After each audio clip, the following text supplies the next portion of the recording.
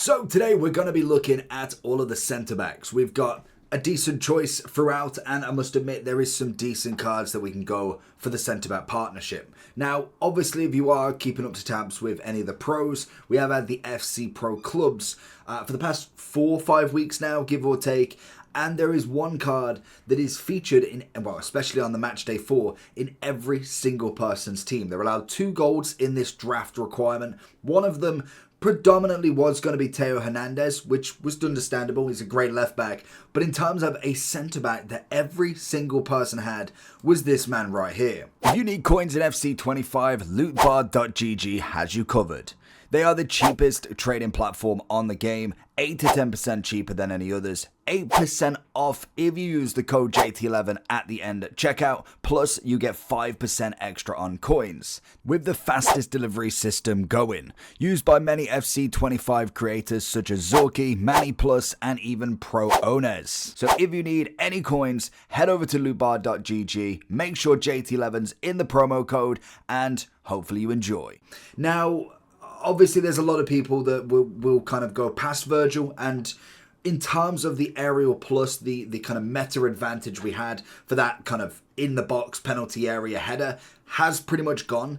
But in terms of a centre-back, he is still absolutely number one. Like there is, without a question, Virgil van Dijk will always be the best centre-back in the game. Gold, special. He has got the best version or the best price card at the moment at 93 rated for his road to the knockout. That's coming in at 3.7 million. Now, I don't think you even need that one, to be honest. As much as it is an incredible upgrade, I'll always go one up for the Virgil, but the gold card is still very, very sufficient. Pros are clearly choosing him when they have the choice, and I know they have, I think it's an 8 million coin budget, but when they have the 8 million coin budget and they're still choosing a gold Virgil to be that gold card in their team, I don't know if it's they can only have 2 or they must have at least 2. So they have a max and a minimum. So say they could only have 2 golds, but they must have them 2 golds. They are choosing Virgil van Dijk to do it. So I think it's quite an easy one for him.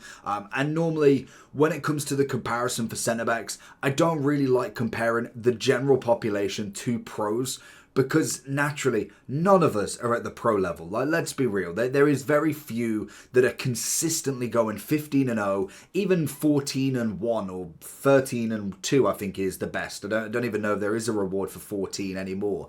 But there is very few. That's such a small percentage that can even play like a pro. Let's be real. Their gameplay is so much superior to mine. Like, I'm okay at the game. I'd even favour myself when I'm locked in as decent enough. I'm not necessarily your 14, 15-0, but I mean, I can play the game well enough to not lose more than I win as such. And I feel like there's a lot more in that percentage. Even the people that are on the lower end that maybe can only get the 4, 5, 6, maybe even 3 wins in champs.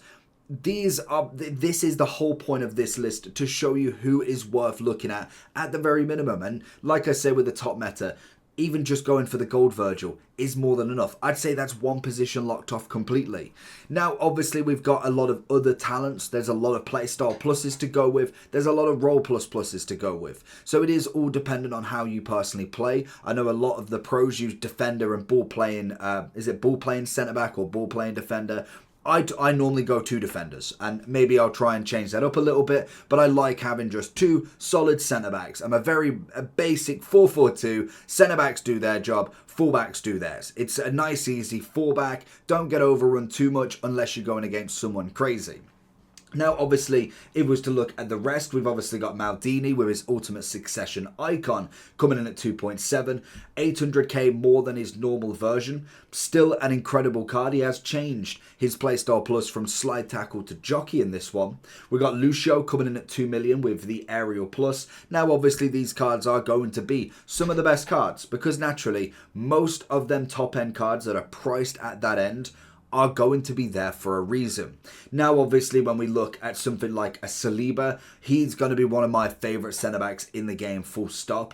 his gold card would still be good enough, but he most definitely wouldn't be in that top meta anymore. I think if I was looking at kind of the top meta centre-backs I'd be going with, I'm thinking Maldini is obviously going up there. The definite prime version of Jaap Stam is definitely going up there. And I think pricing-wise on Jaap Stam's normal hero is now coming in at 440. Now, obviously, price does dwindle as the game does go on. You start to see a lot more cheaper players that don't necessarily mean they are any worse by any stretch of the imagination, especially at this point in the game. Like, we're barely past December yet. We're not into Team of the Year. There's still a lot of cards that can still give you as much of a game as possible. Now, as well with this, I do think when we look at someone like, if we go for a Marquinhos, solid card. Is he going to be as good as Maldini? Probably not. And I think that's to be kind of self-explanatory. But depending on how good you are is depending on how well you can get a card out. Because when we look at someone like a hashtag Harry, I don't know who he's with now, but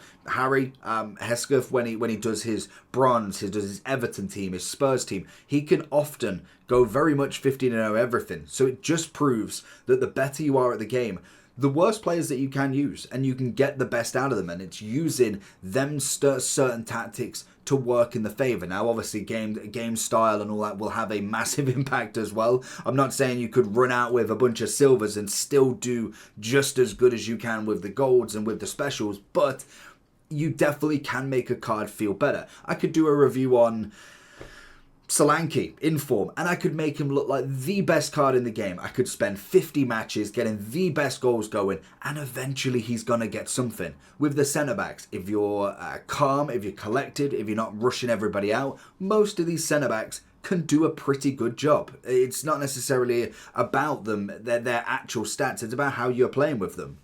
Even if I'm using the 93 Virgil and Maldini, if I'm rushing them out left, right and centre, I guarantee I get scored on more than I just use the gold and Bastoni's gold and just keep them calm at the back. It's just how you personally play with them as well. We have obviously had a few nice cards added into as well. We've obviously got Saliba. I personally do think he's one of the best centre-backs in the game as well. We have also had Konate.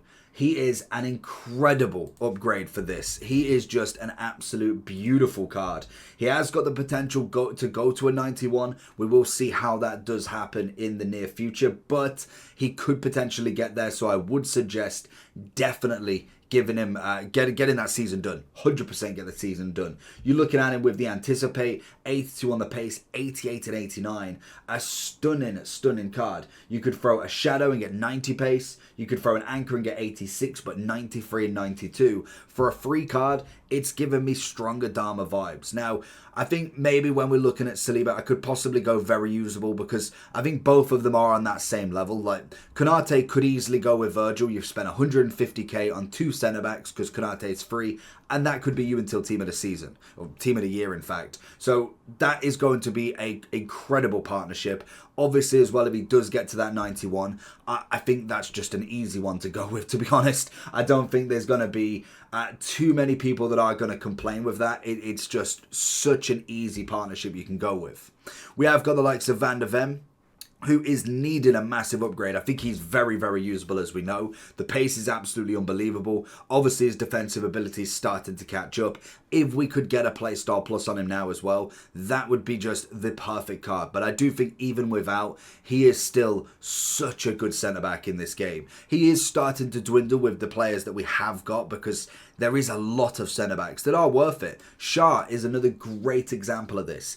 If you can get him. This is the only problem with someone like Shah, whereas Konate is free and you know that you can get him. Shah is in the Rivals Masteries, so you're going to have to be doing each week. I think we've got another 2 or 3 weeks that we can do it, where you get either 1 or 2 Rival Mastery cards for finishing your 11 wins or 12 wins, whatever it is, and you could potentially pull him. That is an unbelievable free centre-back if you can get him. Aerial Plus, which yes has lost its little bit of value in its attacking mode, but in defending, it's still absolutely brilliant. Getting them headers can be absolutely vital if people are going over the top. If you're trying to win the corner against your opponent, that is going to be a great one to have. And you just look at the stats. Like we go a Shadow with him. Controlled lengthy, 88 pace, 96 defending with the 88 physical. He's got 93 and 96 short and long pass, and then even the dribbling is still pretty sensational. Great composure, great reactions for a centre back. Agility, balance both being 80. He's a 94 rated centre back. I mean, that is such a good free card. It's so underappreciated or not as relevant. I can't think of the word. It's one of them cards that maybe not everybody has had a look at. I know Morsi's had a look at the card and he looked absolutely brilliant. Like, such a good card. And failing that as well, even if you've got your Maldini and your Virgils, an evolution for him later on down the line could be exceptional. A double play star plus with this card is definitely a must. Is a very, very, very good card. Now, if I was to look at some cards that possibly could do with a little bit of a miss, or maybe even a future Evo, because I have got a few of them in here. We have got the likes of Hendricks. I think with a Playstyle Plus could be very nice. We've even got the new Jamie Carragher. Now, obviously with Carragher, instead of completely changing the stats and adding 50 shooting but knocking 20 defending, they've actually kept the defending and physical both being 87 and given him a power header. I mean, I can applaud it. I can. If he gets a future Evo, he's got his prime at the moment, which is 88 rated, so next to him. Again, could do with an upgrade also. It is not necessarily going to be an incredible centre-back, but that one obviously has got the block. I think for right now, that one could be usable. Whereas I think with the 87, as an SBC coming in at like 60,000 coins, a future Evo could really do well for him. Like we've seen with a lot of the heroes, Capdevia being mainly the one, Di Natale, some of them don't get an upgrade until the end of the game. Now, Carragher's already had his prime upgrade. He's now had an SBC. What is the chance in the next month, 2 months, 3 months that he gets another one on top of what cards that haven't had an upgrade already? So it could be that the Evo comes sooner than the next version of Carragher. So I think the centre-back version, the striker version, is most definitely worth at least a little bit of a look in. We then have a few more. Obviously, we have got Lucas, who came as an SBC. Another one that could be a good Evo. Brazilian, centre-back in the PSG mode. Obviously, he's got Marquinhos as a partnership, which would be very nice. And then you've got many others that could do it as well. We also had another Ultimate Succession. Great centre-back on him. I think he was like 6'3". Some lovely stats across the board. If he was managing to get an Evo for Playstyle Plus, a little bit more on the kind of maybe the passing, the pace, a little bit more on the defending physical. Another card that could come in pretty well. So there is going to be a few others. Obviously, Yoshida would be one. I think Savic could be, but the links, I know he does get extra links for being a Globetrotters, but you'd then have to really go for like a St. Max and a Oshiman, I suppose, is in the Turkish league. And that's going to be the kind of downfall for him. If the Aerial Plus had the heading potential as well on the attack, I'd possibly put him in a very usable card, or at least a usable at the minimum. But I think at this point now they've got rid of the Aerial Plus, it has kind of lost its value a little bit with them. Looking at any of the future Evos, we're definitely looking for a Rudiger Evo or an upgrade at a minimum. I'd probably say right now I'd miss him out just because of what cards we've got. Konate and Virgil both being for 3 and 150k. I will always choose them over Rudiger, unfortunately. The Bruiser Plus isn't the worst in the world, but there could be so much better he could go for. Another one that could have an Evo, Simikan, another great one. I think in terms of what he's got, just a little bit more of a pump up there. He could do pretty well. At the minute, I'd say he's kind of in the lower category, more towards a miss than he is anything else. But I like to think with the Evo cards, we saw one last year, I want to say, with Yoshida. I don't know if he got an upgrade or it was an Evo that actually made him pretty decent. There is some Evos that can just make cards. They really, really can. We see Kim Min-jae and Militao. Militao could be the Evo, I'd say, because there has been a few Team of the Week ones. I know he's injured now, so he's not going to get any performance-based cards, but out of performance base could be a shout for him. I just think him and Rudiger most definitely just need an upgrade now, just to put them back in that limelight. We've seen Orejo, we've seen the Bastones, the Gabriels, the Salibas, the Coyundes. Now it's time for them to get a card. So maybe during Winter Wildcard, I know that has been confirmed, so it would be interesting. Kim Min-jae, I mean, he could be usable. I think if I'm going for Carragher there, he could be usable in the Bayern team. Some good links around him could be quite nice. We've had a few Evos that could be doing really well for the likes of Elise, for Coman, for Sane. So he's got a potential to get in there most definitely. If then we're kind of carrying on, Sol Campbell, I'd go into more usable. I think Tar as well, to be fair to him, for the Bundesliga centre-backs, him and Schlotterbeck make a great pairing together. They're both very, very good on the ball. Obviously, the pace is a pretty decent level. I think most players now, if they've had an upgrade, have over 80 pace. So EA are already seeing that the lack of pace of the 60s to 70s is already not enough. So they're upgrading massively to compensate for that, which is always nice because it does give you a more broad variety of cards that you can use, or at least are able to use and are eligible to actually play and actually give you some results. Obviously, Yap Stam, incredible card, is of his prime hero is the better version, but even so, this one's a lovely one as well. Most definitely in that top echelons of players going in. Tomore, absolutely brilliant as well. I'd go very usable for him, to be fair. He's naturally now gone into my team. Now I know chemistry's better for him. So I've kind of actually whacked him in over Saliba now, and he's been absolutely outstanding. Very good links to some of the Serie A boys. We've obviously got Teo Hernandez on the back, and then we are trying to get Martinez in at some point. We've got the 91 Centurions, but I just need that extra link that's just causing me a bother. Obviously, Varane, I think I would still use him, to be honest, at this point in the game. He's definitely going down in the rankings, and naturally he should. He was one of the first SBCs to come out of that sort of variety where a lot of people did finish him. So it's always an interesting one to see how long he stays on top. But again, could be at a point where he drops into the usable. We've got double play star pluses and an Evo comes out and bang, he's right back to the top again. Kayonde, unbelievable. Bastoni, just as good. Absolutely love Bastoni and Kayonde. We do have Cordoba as well.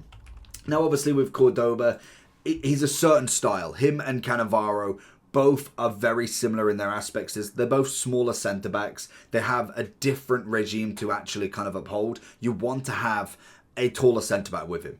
Preferably an aerial plus, or at least somebody like a Virgil, like a Konate, a Van der Ven, somebody that can defend around him. Now, obviously, with Cordoba, he has got the aerial plus, which is great to have off the bat, because it just means he has a chance in the air. I think he's 5'8 or 5'9", 5'8", coming in with the 87 pace, which is always good. Great defensive and physical stats.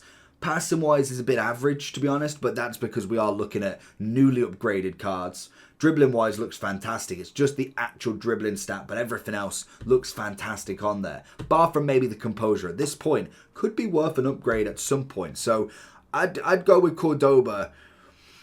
I'd go with the usable. I don't know if I'd kind of pick him over any of these at this point. I think his price-wise is coming in at, what, $470. It's a good price, but then you've got to think of how much demand and, how much supply was there actually. Does that have a big factor? And it's what you've got to ask with a lot of these icons. Because naturally, if they don't come in every single pack, they're not necessarily in every upgrade, they're going to be a little bit harder to pack, which is fair enough. Lucio, on the other hand, absolutely incredible. Obviously, he's going to come in at the absolute top with his track star and his normal base hero. I always love Lucio in this game. He is just such a solid centre-back. Company this year, I'd definitely say, is in the very usable. I'd imagine with an upgrade like Yapstam, he will get back into that top card. And I think you could still argue him in that top meta, but I think for the purpose of trying to keep it a little bit more lenient, I'm going with personally the cards that I think are absolutely no questions. They are the top for me. We then have the likes of Gabriel. I think he's always going to be very usable. We did actually get a second Marquinhos now. We've actually had 2 upgrades for him, which is absolutely unheard of for someone like him. 292k for the 90 with the aerial plus, and we got 83k for the total rush, which does have the intercept plus. Very interesting cards, both still very, very good. I would argue that now, obviously, you are going to be looking towards more of the 90. So I would kind of put him in that sort of role. Now, like I said again, if the 88 comes in with a second Playstyle Plus before the 90, which is more than likely to happen after Team of the Year, that could push that card above him. It really could. I don't see him getting another card anytime soon, but it's still a very interesting one to go. And also with, well, especially with some of the base heroes, we still do have the ability that you could have actually evolved them that little bit. Now, it's obviously not with the Chip Shot Plus, but you could have put him into the Heroic Rise, which I think would have made them, there it is, make someone like a Licking not necessarily that much more incredible, but you do get at least a little bit of stats across it. So 4 extra pace is vital on centre-backs, to be honest. So if you have put him in there, it could actually give him a little bit of a boost that he probably needs, to be honest. So I think without the evolution, I'd probably be looking more at a kind of a usable. I think he's got Anticipate, so that's always a great playstyle plus. I think stats-wise looks pretty good across the board, especially when we do look at the Heroic Rise. 84 on the pace, 89 defending, 83 physical. It's the standard defensive stats we need from him, and I would say maybe with the Heroic Rise, he could be venturing up into the very usable. For now, I think definitely unusable.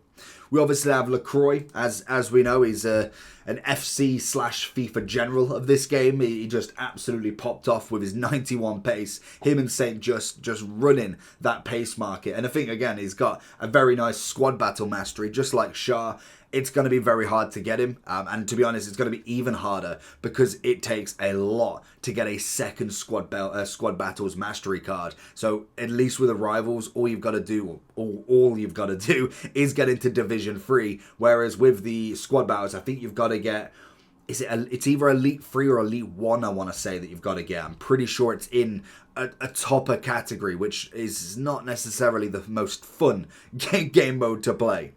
We then have a few of the icons. I think these are going to be quite obvious, to be honest. Baresi being the newest one we can get, as well as Maldini, comes in with some nice stats. I think his pace, even though he did get a +5, could have been upgraded that little bit more. Like I said, to get it over that 80 would have been nice. He has got impeccable defensive stats, but at some point, it kind of doesn't matter because we're going to have to whack the shadow on him. So he's going to end up with 99 defending, 86 on the pace. He most definitely does work really, really well, and it's the same as the likes of Herrero. He's been absolutely everywhere recently. 360, it's coming in nearly the top price of his market. He's been definitely featured in a lot more teams. Either he's been very packable or he's just absolutely brilliant in game, which I think the latter probably speaks volumes for him. We look at Rio, Blanc and Desai. I think they're all pretty obvious to be very usable still. I'd be interested actually to see what Blanc's price is coming in at now. I want to say he was dipping down last time I saw him, but it could have gone, yeah, I mean, it's still 425. Did he dip down much? I swear, as I say, I remember seeing him at like the absolute peak. This was the start of November. Did hit the lowest at 480. There, that's where I saw him. I was going to say, I saw him kind of around about the 550 to 600 mark, and he's definitely dipping down again. This is probably because we are getting a lot more 88 plus player picks for icons. That was one of the masteries that people are now opening. And then we obviously have got the likes of Rio Ferdinand at the million mark, which I think is pretty obvious, to be honest. Which leads us to some nice cards that we've got. I think some easy ones to go with. I think Arejo puts himself up there. Ruben Diaz, he's one that I think you either get on with or you don't. Personally, I think he could be better. Love his team of the year. Love his team of the season. Always a fantastic high-rated card. But on the way up, he just doesn't do what I need him to do, to be honest. And I think that's unfortunately just the way it goes with him. Akanji would be one lower. I would say definitely with Ake at 89. He's a solid centre-back. He can obviously play the left-back role as well, but in that centre-back role, he actually does it really well. Him and Delit, I think Delit's another one that came in with a brand new in the Globetrotters, and he does a wonderful job. Let alone being a Man U player for myself, 175k, Anticipate, had a lovely upgrade compared to the 84. Kind of knocks my Evo of him out the water now, but a great addition into that centre-back role in.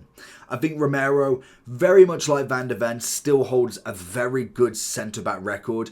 Unfortunately, I don't know whether Tottenham are going to make it into the top 2 for him to get a Playstyle Plus, but at some point he gets that upgrade. So I would hold on to him at this point and then wait till that Evo comes out, because he's going to be a great centre-back if he doesn't get another upgraded card at any point soon. We then have Renard. I think Team of the Year, if she manages to get in again, will be the kind of next step up for her. I think she's a little bit basic at this point. Bremer, Bremer started off really well. If he can get another upgrade, he obviously got himself his inform, he got this version. If he could just get that next step up, I think he's very close to going down into the usable for me. I would still put him at the very tail end of the very usable. And this is what I'm saying about centre-backs. These are very usable centre-backs. We've got so much choice. If you can't afford the 2 million or have not been lucky enough, like myself, I have gold Virgil. that's about it. And he's purple at this point. You're not going to be able to afford all these. And really, if you're going to spend 2, 3, 4 million coins on a card, it more than likely isn't going to be centre-back on your first choice.